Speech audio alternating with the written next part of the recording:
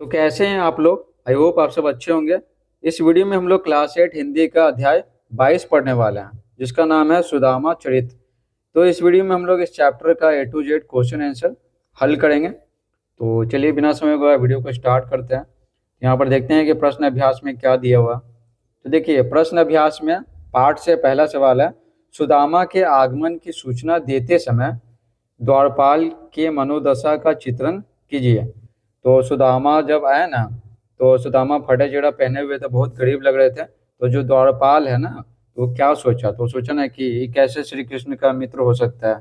ठीक है, उनके जो मालिक हैं श्री कृष्ण, वो उनका दोस्त कैसे हो सकता है इतना गरीब फटा चिटा पहने हुए। तो उसको लगा कि ये ऐसी भिखारी है, वो मिल के है ना कुछ मांगना चाहता है, श्री कृष्ण से मिल के कुछ मांगना चाहता है, इसलिए वो अंदर जाने नहीं देता है, समझे। तो वही मनोदशा का क्या चित्रण करना है, बताना है। तो इसी तरह से बाकी सवाल है, तो चलिए आपको बताते हैं पीडीएफ से।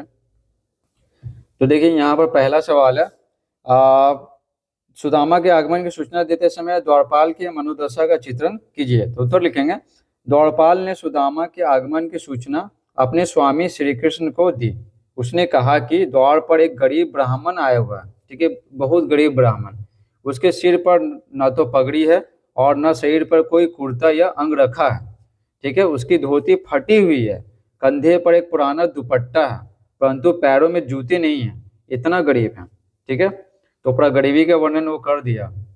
उसको लगा कि ना कि कोई भिखारी है। दूसरा सवाल है, सुदामा की दीन दशा देखकर, दीन यानी क्या, गरीबी। ठीक है, सुदामा की दीन दशा देखकर श्री कृष्ण किस प्रकार भाव विहल हो गए। ठीक है, तो उत्तर लिखेंगे, सुदामा की दीन दशा देखकर श्री कृष्ण बेहद व्यथित हो गए। ठीक है, बहुत उदास हो गया, दुखी हो गया। उन्होंने उन्हें अपने मित्र की यह दुर्दशा देखकर बहुत दुख हुआ। वे इतने भावुक हो गए कि आंसू बहने लगे और उन्होंने अपने आंसुओं से ही सुदामा के पैर धो डाले। कोई गेस्ट आता ना, तो पहले पैर धोया जाता था। ठीक है, बड़ा सा थाली में। तो उसी सेंस में ये बोला जा रहा है। तीसरा सवाल है, गुरु के यहाँ की किस बात की याद श्री कृष्ण ने सुदामा को दिलाई। पहले दोनों साथ में ही पढ़ते थे बचपन में, तो उसी के याद के बारे में बोला जा रहा है। तो उत्तर लिखेंगे, श्री कृष्ण ने सुदामा को उनके गुरुकुल के दिनों की एक घटना याद दिलाई।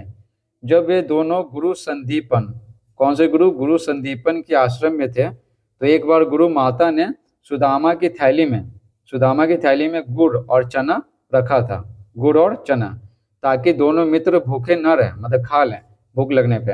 लेकिन सुदामा ने चुपके से सब खा लिया था। ठीक है, टोटल। ठीक है, बिना बताए हुए। तीसरा सवाल है, तीसरा, अपने गांव वापस आने पर सुदामा को क्यों भ्रम हुआ। ठीक है, तो ये कहानी है ना, ठीक है, ये इंग्लिश में भी दिया हुआ है। ये क्लास 7 के चैप्टर 2 में दिया हुआ है। आप सब जरूर पढ़े होंगे, और हिंदी में तो दिया हुआ है ही। तो देखिए उत्तर लिखेंगे, सुदामा, और इसमें क्या दिया हुआ, कविता दिया हुआ। सुदामा जब द्वारका से अपने गांव लौटे तो उन्हें भ्रम हुआ, क्योंकि उनकी झोपड़ी की जगह एक विशाल महल खड़ा था। वह समझ नहीं पा रहे थे कि यह किसका महल है, क्योंकि वो मदद मांगने गए थे अपनी पत्नी के कहने पे, लेकिन वो मदद मांग नहीं सके। लेकिन श्री कृष्ण ने ना, उनको पता चल गया कि क्या प्रॉब्लम है, तो बस उनकी झोपड़ी तोड़वा दिया, वहां पे एक महल खड़ा करा दिया, और सुदामा को बताया भी नहीं। तो सुदामा वापस आए तो उनको लग रहा है कि उनको पता ही नहीं चला कि उनकी झोपड़ी था यहाँ पे, यहाँ एक विशाल महल कैसे खड़ा हो गया, और यह महल खड़ा हो गया, तो ये महल किसका महल है। ठीक है, इसलिए भ्रम हुआ। पाठ से आगे देखिए। पहला सवाल, श्री कृष्ण और सुदामा की मित्रता आज उदाहरण के रूप में क्यों प्रस्तुत की जाती है। तो उत्तर लिखेंगे, श्री कृष्ण और सुदामा की मित्रता को आज उदाहरण के रूप में इसलिए प्रस्तुत किया जाता है क्योंकि इसमें एक धनवान मित्र श्री कृष्ण ने अपने गरीब मित्र सुदामा की मदद की।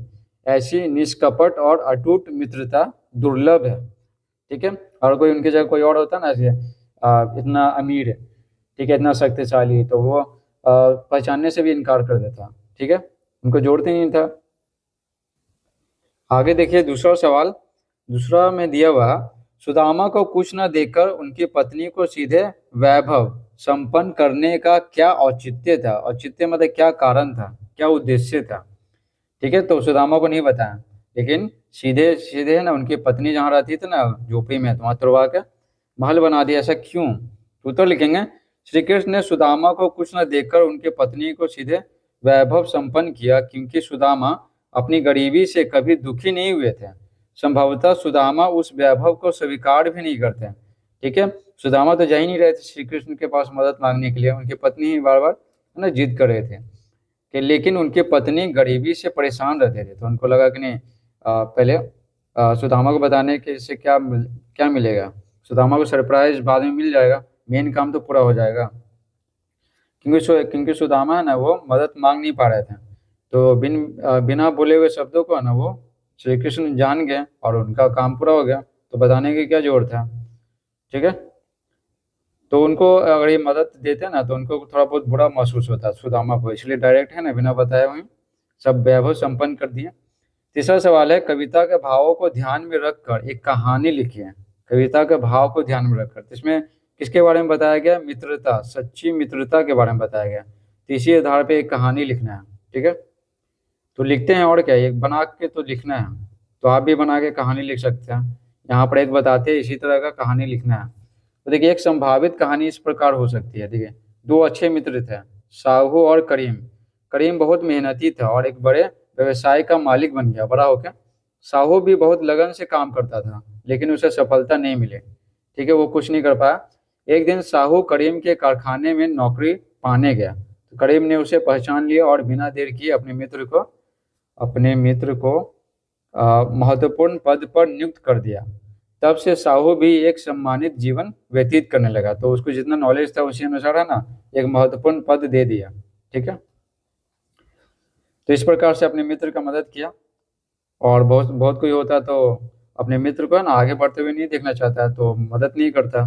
ठीक है, तो ये सच्ची मित्रता की क्या एक मिसाल है। चौथा सवाल है, आपका प्रिय मित्र यदि आपसे कोई वस्तु छुपाता है तो आप उसे किस तरह की उलाहना देते हैं, मतलब कैसे उसको डांटते हैं। तो उत्तर लिखेंगे, मेरा प्रिय मित्र यदि मुझसे कोई वस्तु छुपाता है तो मैं उसे उलाहना देते हुए गुस्से में कहता हूँ कि क्या कहता हूँ कि सच्ची दोस्ती में ये सब नहीं चलता है, हमें एक दूसरे पर पूरा भरोसा होना चाहिए।